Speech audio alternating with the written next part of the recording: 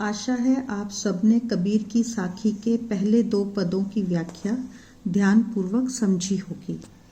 अब तीसरे पद की व्याख्या की ओर ध्यान देंगे। कांकर पाथर जोरी के मस्जिद लई बनाए, ता चढ़ी मुल्ला बांग दे, क्या बहरा हुआ खुदाए। आइए सबसे पहले अर्थ जान ले। कांकर का अभिप्राय है कंकड़, पाथर पत्थर, जोरी के जोड़ना, कै कर लई लेना, बनाई बनाना। अगली पंक्ति देखेंगे। ता उस पर, मुल्ला धर्मगुरु, मुसलमानों के धर्मगुरु को मुल्ला कहा जाता है। बांग अजान, खुदाए खुदा। व्याख्या की तरफ ध्यान दीजिए। इस साखी में रूढ़ियों व आडंबरों पर कड़ा प्रहार किया गया है।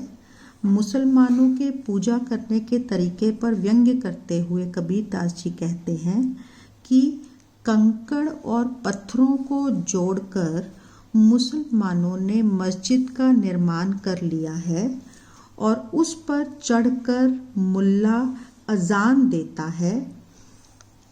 इससे यह अभिप्राय है कि क्या उनका खुदा अर्थात भगवान बहरा हो गया है, जो धर्मगुरु जोर जोर से अजान दे रहे हैं। दोबारा से व्याख्या की तरफ ध्यान देंगे।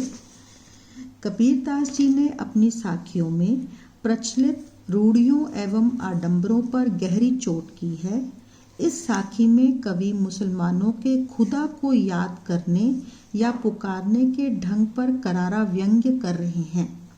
वे कहते हैं कि कंकड़ और पत्थर को जोड़कर मस्जिद का निर्माण तो कर लिया है, जिस पर चढ़कर मुल्ला बांग देता है अर्थात अजान की आवाज देता है। कबीरदास जी प्रश्न पूछते हैं कि क्या खुदा बहरा हो गया है, जिसके स्मरण करने के लिए जोर जोर से चिल्लाना आवश्यक है।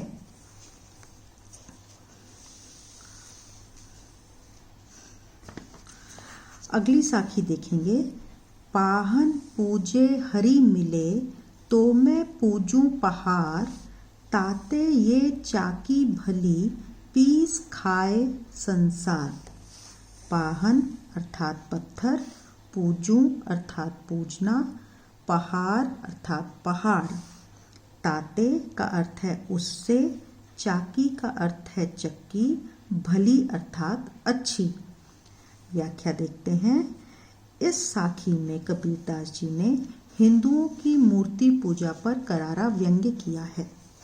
कबीरदास जी कहते हैं कि यदि पत्थर को पूजने से भगवान की प्राप्ति हो जाती है, तो मैं पहाड़ को पूजना प्रारंभ कर देता हूँ।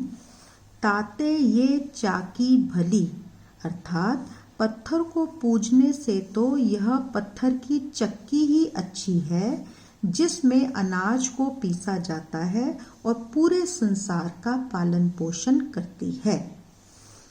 एक बार दोबारा से व्याख्या देखिए। उपयुक्त साखी में संत कबीरदास जी हिंदुओं की मूर्ति पूजा पर करारा व्यंग्य करते हुए कहते हैं कि यदि पत्थर को पूजने से भगवान मिल जाएं, तो मैं किसी छोटे मोटे पत्थर को नहीं बल्कि पूरे पहाड़ की ही पूजा करूं।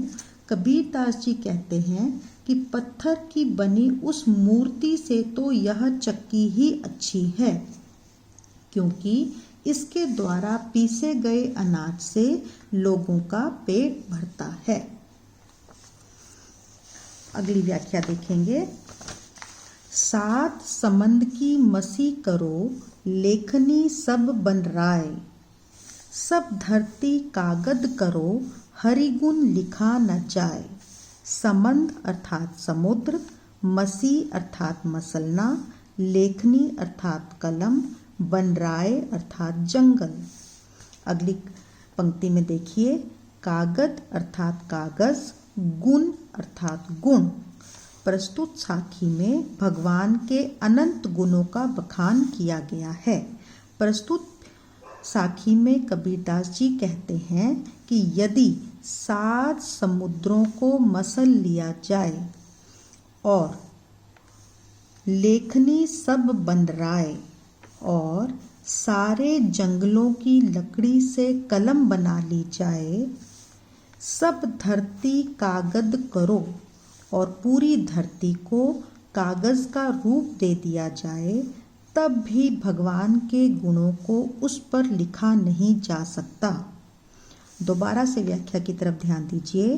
प्रस्तुत पंक्तियों में कबीर दास जी ये कह रहे हैं कि यदि 7 समुद्रों के पानी को मसलकर उसकी स्याही बना ली जाए और सब जंगलों की लकड़ी को काटकर उसकी कलम बना ली जाए, पूरी धरती को यदि कागज मान लिया जाए, तब भी भगवान के गुणों को उस पर लिखा नहीं जा सकता। अर्थात भगवान के गुण अनंत है, उनका बखान इस छोटी सी धरती पर नहीं किया जा सकता। से हमारी पहली कविता कबीर की साखी समाप्त होती है। व्याख्या को ध्यान पूर्वक सुनिए और समझिए तथा संबंधित प्रश्नों के उत्तर दें। इसी से संबंधित वर्कशीट आपको स्नैप होमवर्क पर दे दी गई है। प्रश्नों के साथ ही उसके उत्तर भी दिए गए हैं, जिसे समझकर आपको उत्तर लिखने में आसानी होगी। आपका दिन शुभ हो।